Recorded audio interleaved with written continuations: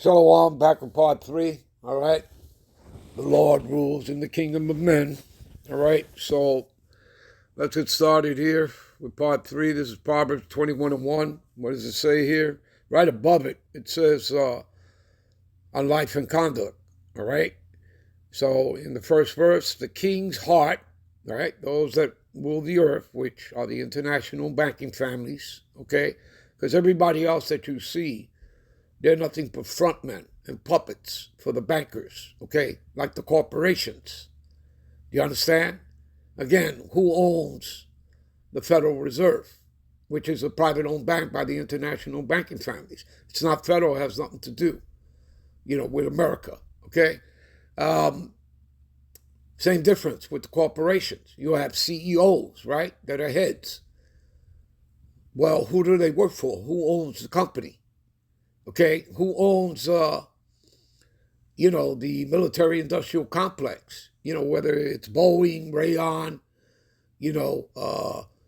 North Grumman, whatever. Okay, the different, corporations that make the military weapons.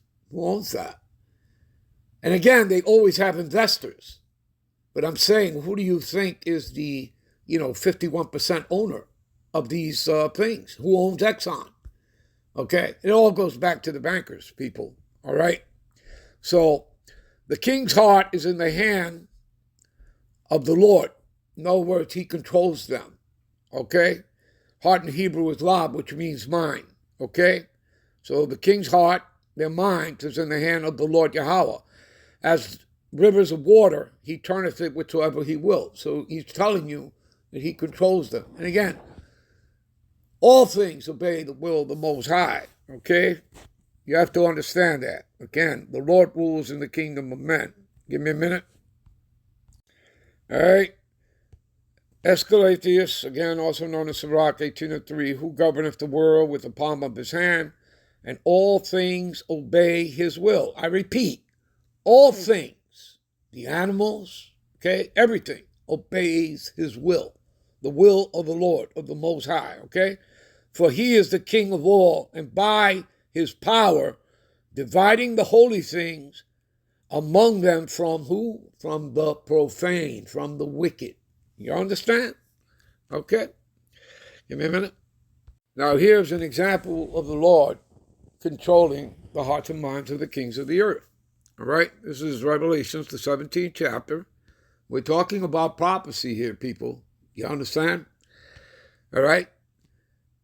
And the 10 horn represents the EU nations, okay? The European Union, which thou sawest on the beast. The beast is NATO, the North Atlantic Treaty Organization of this Edomite beast system. They're vassal states for America, just like the Roman Empire had vassal states. You understand? Okay? So these shall hate the whore. The whore is America. Babylon the Great, who sitteth on the beast, riding the beast, the Edomite beast system, okay?